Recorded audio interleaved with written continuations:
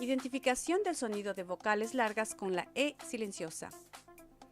Referencias en las páginas 2 y 31 del libro Guía para Pronunciación del Idioma Inglés. Una de las formas de identificar el sonido de las vocales largas en una palabra es aplicando la regla de la E silenciosa. En 1582, el educador Richard Marchester estableció una regla sobre la adición de una E silenciosa al final de la palabra para cambiar el sonido de la vocal anterior. Esta regla funciona de la siguiente manera. En la palabra tab tenemos consonante, vocal, consonante, lo que nos indica que es una vocal corta y suena A. Pero ¿qué pasa si agregamos a esta misma palabra una E al final?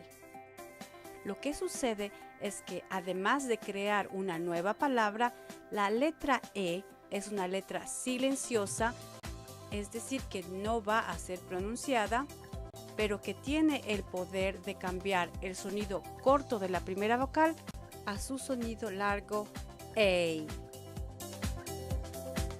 Y tenemos la palabra tape. Ok, ahora vamos a recordar el sonido de las vocales largas, que además de este sonido es el nombre de las vocales. Tenemos A, E, I, O, U. Ok, ahora vamos a identificar el sonido de las vocales largas con la ayuda de la E silenciosa en los siguientes ejemplos. Y tenemos la palabra cake, Pete, like, nose, tube. Y esto ha sido todo por hoy. Gracias y hasta el próximo video.